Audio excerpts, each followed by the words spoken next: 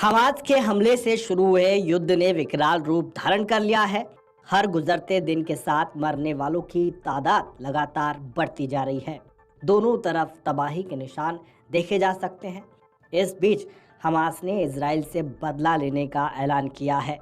Media reports के मुताबिक Hamas आतंकियों ने कहा है कि वो गाजा में किए गए इजराइल के हमले का बदला बंधक बनाए गए इजरायली नागरिकों की टीवी पर लाइव हत्या करके लेगा। हमास की मिलिट्री विंग के प्रवक्ता अबू उबैदा ने कहा कि दुश्मन को उसी की भाषा में अब जवाब दिया जाएगा। मौत का टीवी पर लाइव प्रसारण होगा। वहीं इजराइल बिल्कुल भी रहम दिखाने के मूड में नहीं है। इजराइल अपने नागरिकों की मौत का बदला लेने के लिए पूरी तैयारी के साथ युद्ध में उतर चुका है। इजराइल ने अपनी सेना को पूरी गाजा पट्टी पर कब्जे के आदेश दिए हैं। इजराइल ने 1 लाख सैनिकों को गाजा बॉर्डर पर तैनात किया है। साथ ही 3 लाख सैनिकों को तैयार रहने के लिए कहा गया है। इजराइल के रक्षा मंत्री योव गैलेंट ने अधिकारियों को गाजा पट्टी में खाना, पानी, बिजली और फ्यूल की सप्लाई बंद करने के भी आदेश दिए हैं। वहीं इजराइल में अमेरिका के 9 और ब्रिटेन के 10 नागरिकों की मौत हुई है। इससे पहले फ्रांस, जर्मनी और यूक्रेन ने भी हमास के अटैक में अपने नागरिकों के मारे जाने की पुष्टि की थी। हालांकि सेना ने बॉर्डर के इजरायली इलाकों को हमास के लड़ाकों से छुड़ा लिया है। हालांकि फिलिस्तीन की तरफ से अभी भी लड़ाके इजराइल में घुस रहे हैं। दूसरी तरफ हमास ने दावा किया कि इजराइल की तरफ से किए गए हमलों में 4 इजरायलियों की भी मौत हुई है। ये हमास की कैद में थे। इजराइल की एयरफोर्स ने रात भर हमास और फिलिस्तीनी इस्लामिक जिहाद के 500 वॉर रूम तबाह किए।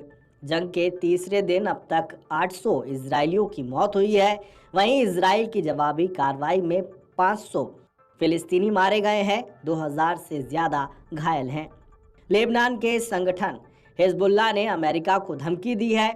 उसने कहा है कि अमेरिका ने अगर सीधे तौर पर जंग में दखल दिया तो वो मिडिल ईस्ट में अमेरिकी ठिकानों पर हमला कर देंगे।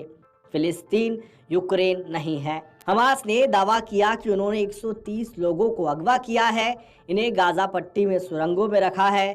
वो इन बंधकों का इस्तेमाल मानव ढाल के रूप में करेगा ताकि इजराइल हमला करे तो उसके ही लोग मारे जाएं।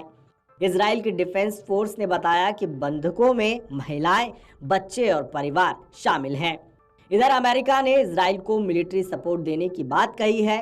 US defence secretary Lloyd Austin ने कहा, मदद के लिए हमारे जहाज और लड़ाकू विमान इजराइल की तरफ बढ़ रहे हैं। हमने USS Gerald R Ford aircraft carrier को अलर्ट कर दिया है। इजराइल के कर्नल रिचर्ड ने सोमवार को एक प्रेस कॉन्फ्रेंस कर बताया कि हमास के लड़ाके अभी भी इजराइल में घुस रहे हैं।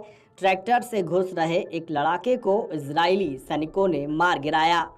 मीडिया रिपोर्ट्स के मुताबिक इजराइल में 7 से 8 लोकेशंस पर लड़ाई जारी है। इसमें उनके 73 सैनिकों की मौत हुई है। जहां जहां से हमास के लड़ाकों को बाहर निकाला जा रहा है, वहां इजरायलियों के शव मिल रहे हैं।